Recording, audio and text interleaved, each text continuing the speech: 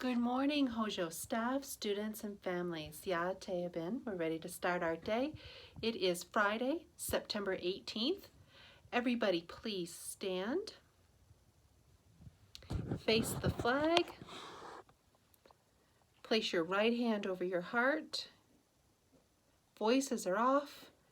Bodies are still. I pledge allegiance to the flag of the United States of America and to the republic for which it stands, one nation, under God, indivisible, with liberty and justice for all. We, the people of the United States, in order to form a more perfect union, establish justice, ensure domestic tranquility, provide for the common defense, promote the general welfare, and secure the blessings of liberty to ourselves and our posterity, do ordain and establish this Constitution for the United States of America.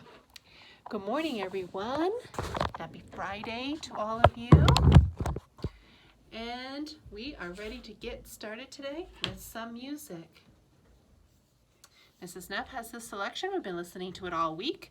I'm going to play it, and I need you to tell me who composed it and the name of the piece.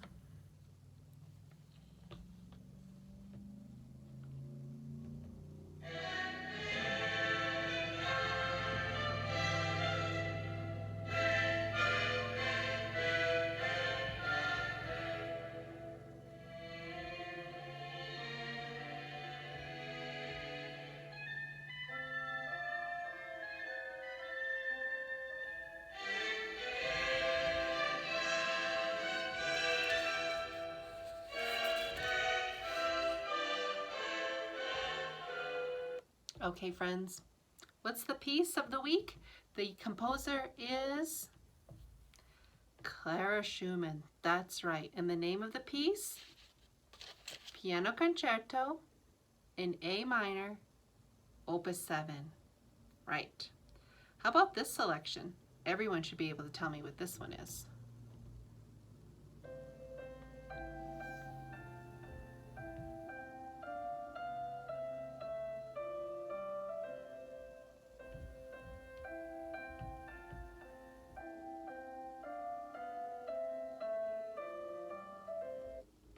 And what were we listening to? That's right, 12 Variations of Twinkle Twinkle Little Star by Mozart. That's right. Good job. And let's not forget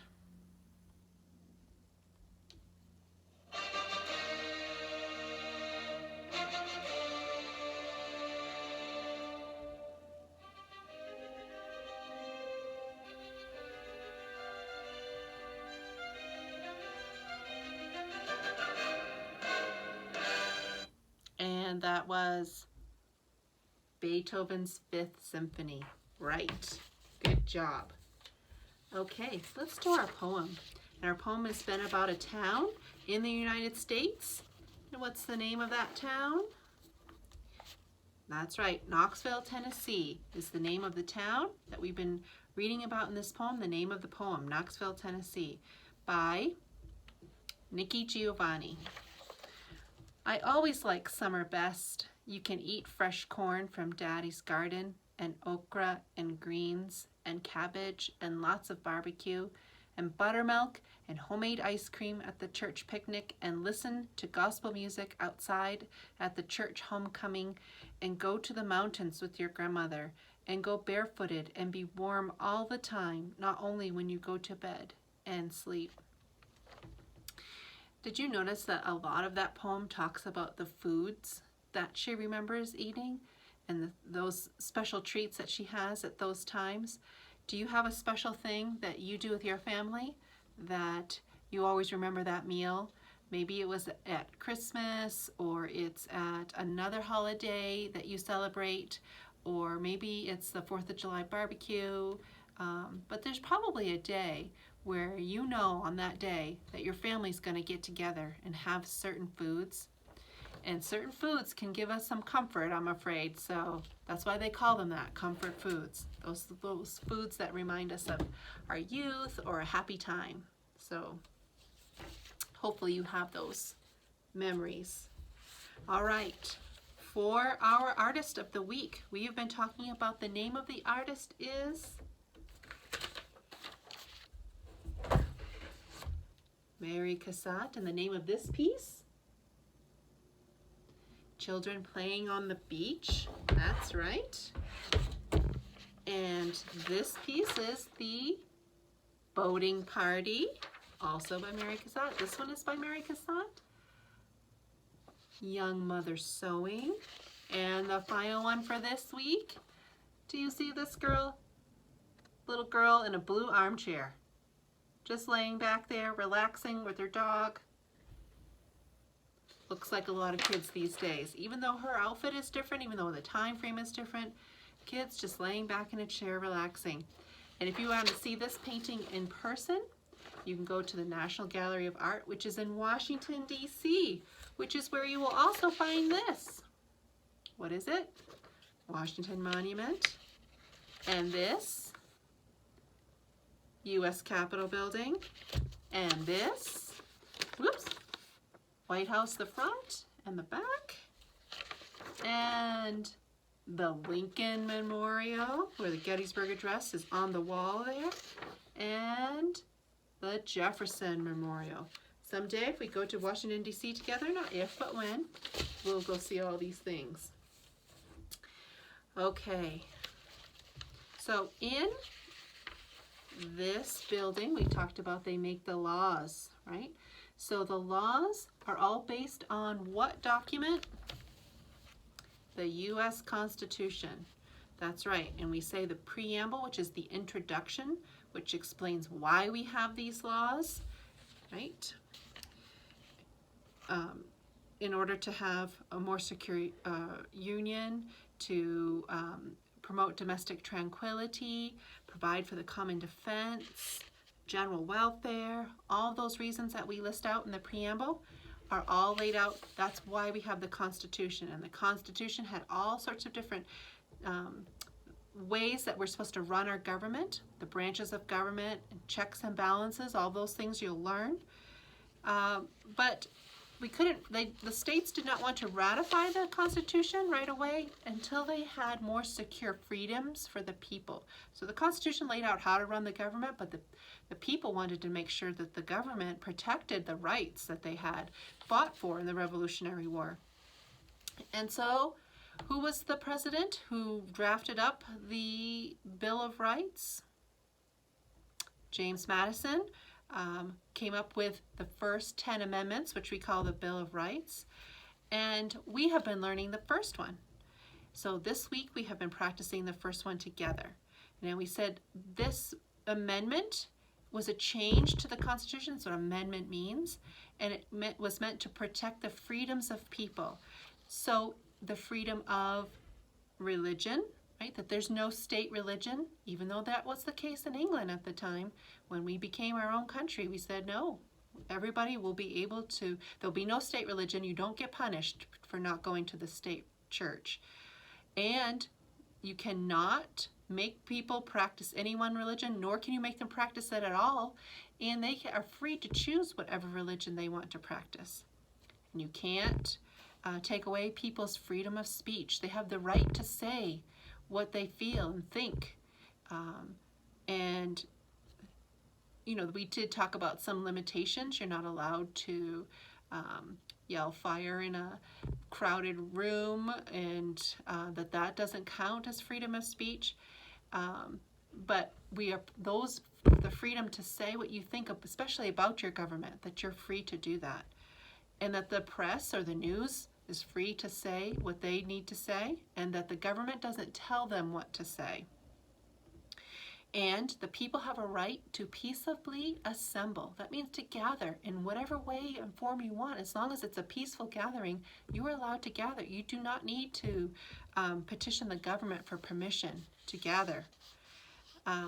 And that you can ask the government for a redress of grievances, which means if you feel that the government has not treated you fairly, you have a right to sue the government.